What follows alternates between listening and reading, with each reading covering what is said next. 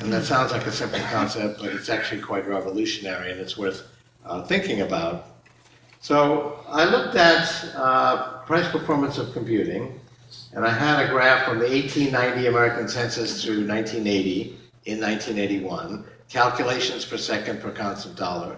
And it was a remarkably smooth curve, and I'll show it to you in a moment. And it was doubly exponential. And it was trillions of times more price performance in 1980 than in the 1890 census. And it went through thick and thin, through War and Peace, as I said. I'll show you that.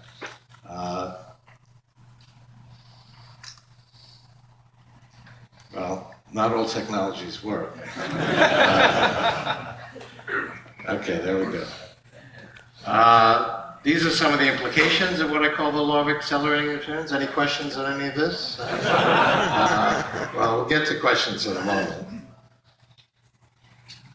Technology is getting smaller. That's another exponential trend. We're shrinking both electronic and mechanical technologies at a rate of 100 in 3D volume per decade. So this computer here, for example, is several billion times more powerful per dollar than the computer I used when I was an undergraduate at MIT.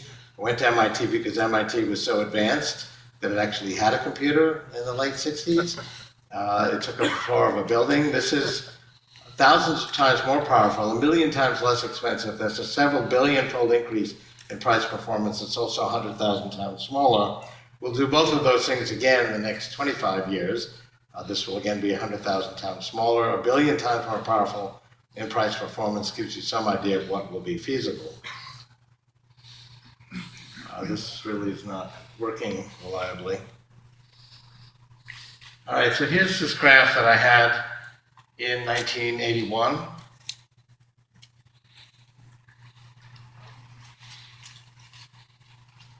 Maybe somebody can bring me a clicker that works. So this is a logarithmic scale. This goes back to the 1890 census. As we go up the y-axis, we're multiplying. Each label level is 100,000 times greater than the level below it. So we're not adding to what we're measuring, we're adding zero. It's calculations per second per constant dollar. People look at this and go, oh, Moore's law. But Moore's law is just the part on the right. It was the fifth paradigm, not the first, to bring exponential growth to computing. And we were shrinking vacuum tubes in the 1950s. CBS predicted the election of Eisenhower in 1952. And then every year we made the vacuum tube smaller to keep this exponential growth going. That hit a wall in 1959. We couldn't shrink the vacuum tubes anymore and keep the vacuum. And that was the end of the shrinking of vacuum tubes. It was not the end of the exponential growth of computing. We just went to the fourth paradigm, transistors, and then to chips. So this exponential growth started decades before Gordon Moore was even born. And it's a doubly exponential curve because a straight line on a logarithmic scale is exponential growth. And people have been saying for a long time, oh, Moore's law is going to come to an end, which it will in 2020. The key features then will be 5 nanometers, which is the width of 20 carbon atoms, and we won't be able to shrink them anymore. We'll go to the sixth paradigm, which is computing in 3 dimensions. We have 3 dimensions. Our brain's organized in 3 dimensions, which is really one key source of its power. But the most interesting thing about this is, where is World War I? World War II, the Cold War, the Great Depression. People say, well, it must have slowed down during the recent recession. I'm sure this group realizes that was not the case. It has a mind of its own. To have a mathematical treatment in the singularity is near as to why that's the case, but it's really the empirical evidence that's the most persuasive. I mean, just look at how inexorable a curve this is. And I had the data through 1980 and 81, projected out to 2050. We're now 2016, 35 years later, and it's exactly where it should be. This aspect of the future is remarkably predictable. And it's not just Moore's law, and it's not just computing. It pertains to any information technology. You could buy 1 transistor for $1 in 1968. You can buy 10 billion for $1 today, and they're better because they're smaller. So the electrons have less distance to travel, so they're faster. The cost of a transistor cycle, which is a measure of price performance of all of electronics, doubles every year. So I can get the same computation, communication, genetic sequencing I could last year for half the price this year. And economists actually worry about deflation. That's a 50% deflation rate. Okay, it's just for this part of the economy having to do with information, but that part of the economy is gradually expanding. All of health and medicine now is in information technology. That was not the case 15 years ago. The enabling factor for that was the Genome Project. That was a perfect exponential. We doubled the amount of genetic sequencing each year. Halfway through that project, 7 years into this 15-year project, we'd finished 1% of the genome. Mainstream critics said, well, I told you this wasn't going to work. Here you are 7 years, 1%. It's going to take 700 years, just like we said. That was linear thinking. My reaction at the time is, oh, we finished 1%. We're almost done. Because 1% is only 7 doublings from 100%. And indeed, it continued to double every year. Once finished 7 years later, that's continued since the end of that project. That first genome cost $1 billion. We're now down to a few $1,000s per genome. And it's not just collecting this object code of life, sequencing, that's doubling every year and growing exponentially. Our ability to understand this data, to model it, to simulate it, and to reprogram it, to change this ancient software is also growing exponentially. It's been doubling every year. These technologies are therefore 1,000 times more powerful than they were a decade ago when the Genome Project was completed. They'll be another 1,000 times more powerful in 10 years, a million times more powerful in 20 years, and this is a grand transformation of medicine.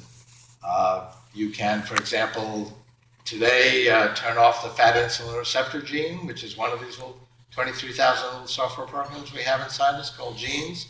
The fat insulin receptor gene says, hold on to every calorie, because the next hunting season may not work out so well. That was a good idea 10,000 years ago. You worked all day to get a few calories. There were no refrigerators, so you stored them in the fat cells of your body. Today, that underlies an epidemic of obesity and type 2 diabetes. I would like to tell my fat insulin receptor gene, you don't need to do that anymore. I'm confident the next hunting season will be good at the supermarket. So in these experiments, these animals ate ravenously. They remained slim. They got the benefits of being slim. They lived 20% longer. The Johnson Diabetes Center is working with a drug company to bring that to the human market. I'm working with a company where we add a gene. These are to patients who have pulmonary hypertension, a terminal disease caused by a missing gene. So we scrape out lung cells non-invasively from the throat, add a new gene, the gene that they're missing, outside the body, inspect it got done correctly, replicate several million-fold, inject now millions of cells with that patient's DNA, but with the gene they're missing, and this has actually cured this terminal disease. Give you an example of a girl that benefited from 4 or 5 different exponentially growing information technologies. She had a damaged windpipe. She was not going to be able to survive with this, a 16-year-old girl. So they scanned her throat with non-invasive imaging, the spatial resolution of which is doubling every year, then built her a new windpipe in the computer using computer-assisted design, then printed it out with a 3D printer, and others will have 3D printing here using biodegradable materials, then added to that scaffolding with the same 3D printer, modified stem cells, then grew out a new windpipe with that scaffolding and then installed it surgically, and it worked fine. There's many examples of this. These are kind of right at the sort of edge of clinical practice, because it's been a decade since the enabling factor for that, the Genome Project, was completed. You can now fix a broken heart, for example, not yet from romance. That'll take some more developments in virtual reality, but from a heart attack.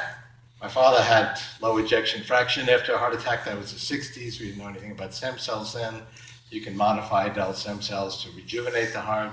Can't do that yet here. You have to be a medical tourist. You can do it in Israel or some other countries, but it's right on the edge of clinical practice.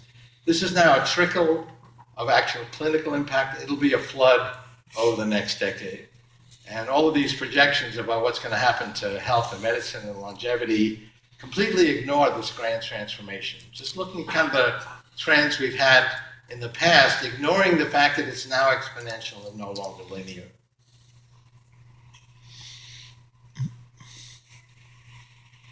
So economists worry about deflation. We had massive deflation during the Depression in the 1930s. There was collapse of consumer confidence. But the concern is if I can get the same stuff, and I'll be talking about physical stuff shortly with 3D printing, which you're all familiar with, for half the price, I'll buy more. That's economics 101. But am I going to actually double my consumption year after year to keep up with this 50% deflation rate? And if I don't, then the size of the economy will shrink, not in bits, bytes, and base pairs, but in terms of currency. And for a number of good reasons, that would be a bad thing. That's actually not what happens. We actually more than double our consumption. This is bits of memory shipped. There's actually been 18% growth in constant currency in every information technology each year for the last 50 years, despite the fact you can get twice as much of it each year for the same price.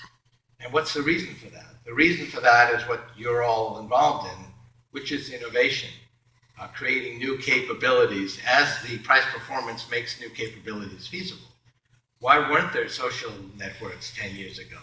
Was it because Mark Zuckerberg was still in junior high school? No, it was not feasible. The price performance wasn't there.